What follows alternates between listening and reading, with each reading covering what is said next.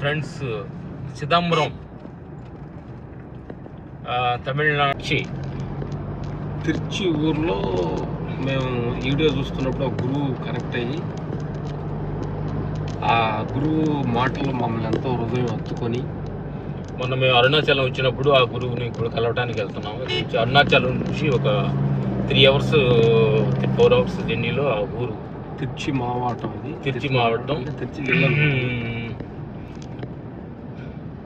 చిదంబర సూత్రం, చిదంబర రహస్యం అనే ఒక శాంటింగ్ అయింది. చిదంబర రహస్యం అనేది హిందీ నుంచి కర్ణాటక నుంచి కూడా ఈ గురువు దగ్గరికి దీక్ష కోసం చాలా మంది వస్తున్నారు. ఆయన వీడియో చూసినప్పుడు చాలా మంది, నేను మాకు తమిళ తెలుసు కాబట్టి ఆయన వీడియో కనెక్ట్ అయ్యి సరే అరుణాచలం వచ్చాం కాబట్టి గురుగారిని కలవడానికి కోసం ఇప్పుడు వెళ్తున్నాం. ఆయన వీడియోలు చూసి చాలా పెద్ద అయ్యాము. ఆయన మాటలు ఒక బాణాల్లాగా హృదయం హత్తుకునేలాగా ఎంత పెద్ద మనసాడే నాటకం.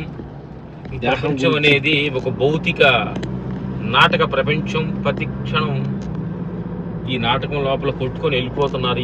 దీనిలో కాకుండా దానిలో నుంచి ఇడిపడాలని ఒక అద్భుత సత్యాన్ని, ఎన్నో అద్భుతమైన మాటలు ఆయన దగ్గర మేము నేర్చుకున్నాం. మా హార్ట్ఫుల్గా అంతరాత్మ హత్తుకుంది కాబట్టి గురువుని కలవడానికి వెళ్తున్నాం. తొందరలో మీకు గురువు చూపిస్తాము.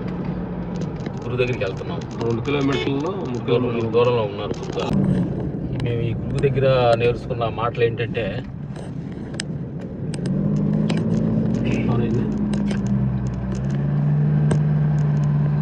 మనిషి అదృష్టాన్ని నమ్ముకోవద్దు. భక్తుడని ప్రకృతిలో వెళ్తున్నాడు. అదృష్టం అనేది మనిషి ఆశపడ తమిళ అంటే ఆశపడ తుంభం, ఆశివుడ ఇన్భం అంటే ఏంటంటే అది తెలుగులో మనిషి ఆశపడే కొంది మనిషి అన్ని దుఃఖాలకు కారణం అవుతాడు. ఆశ వదిలే కొంది మనిషి ఆనందానికి గురవుతాడు. ఆశ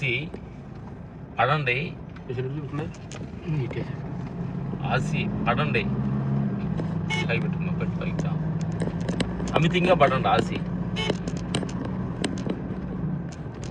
మన ఊహించని ఆశలన్నీ మీరు పెట్టుకొని మీ దుఃఖానికి గురవద్దు. అందుకే అంటాడు గురుగారు, ఆశ పడ మీకు దుఃఖానికి గురవుతుంది. గురుగారి దగ్గర 10 అణువులో కూడా ఉంటుంది. అద్భుతమైన నేచర్ గురుగారి దగ్గరికి వెళ్తున్నాం. అలాగే ఇదంతా మన అందరమై ఒక వసుదేవ కుటుంబం, అందరం సహోదరులు, అందరూ మిత్రులు, అందరూ మన అన్న ఎదురింటోళ్ళు, అందరూ ఎవరిని ఒకళ్ళు తప్పు పట్టేది కాదు అని గురువు గారు అద్భుతమైన ఈ సెంటెన్స్ చెప్తున్నారు. అది మాకు చాలా అద్భుతంగా అనిపించింది. అన్నంలో ప్రతి మనిషి లోపల దైవత్వాన్ని గుర్తించండి అని ప్రతి ఒక్కరు గురువుగారు చెబుతున్నారు. చాలా అద్భుతం. ఆయన గొప్ప గురువుని కలవడానికి మీకు అదృష్టంగా ఉంది. మీకు తొందరలో గురువుని మీకు చూపించుకోవాలి. ఈ దేహం ఒక భౌతిక ప్రపంచం మీద వ్యామోహాలు తగ్గించుకొని ఉండండి. కానీ అతి మీరిగా ఉందనుకోండి అది దుఃఖానికి గురి అవుతుంది. భౌతికం అనేది ఉండాలి. అన్ని ఏది కూడా లిమిట్గా ఉండండి. మీరు ఆనందంగా ఉంటారు. భౌతిక ప్రపంచాన్ని మీద ఎక్కువ ఫోకస్ చేయొద్దు అనేది ఎక్కువగా గురుగారు ప్రతి వీడియోలో చెబుతున్నారు అన్నమాట. మనసు అనేది నిన్ను ప్రతి క్షణం దుఃఖానికి దారితీస్తుంది. ఆ మనసుని సూక్ష్మంగా గుర్తించి ఆ మనసుని ఆలంగా మనం వెళ్ళగలిగితే అదే నేను మోక్షానికి కూడా నడిపించేది ఆ మనసేనని చెప్పి గురుగారు మాకు చెప్పడం జరుగుతుంది. కానీ గురువు గారు ఆయన దగ్గర న్యూస్ ఫస్ట్ మేము ఉన్న ఫీడ్ ఏంటంటే, ఏమీ లేని ప్లేస్కి ఏమీ లేనోడు ఏదో ఉందని ప్రేమతోటి వెళ్తున్నాడని తమిళ్లో చెప్పాడు. ఇల్లాదే పాదాలో చెల్లాదవురు ఇల్లాదే ఊరుకు పోయి కొండిరికరారు అని తమిళ్లో చెప్పారు. దాన్ని మేము తెలుగులో ఏంటంటే అది కరెక్ట్ రాలేదు. ఏమీ లేని ప్లేస్కి ఏమీ లేనివాడు ఏదో ఉందని బెమలో వెళ్తున్నాడంట.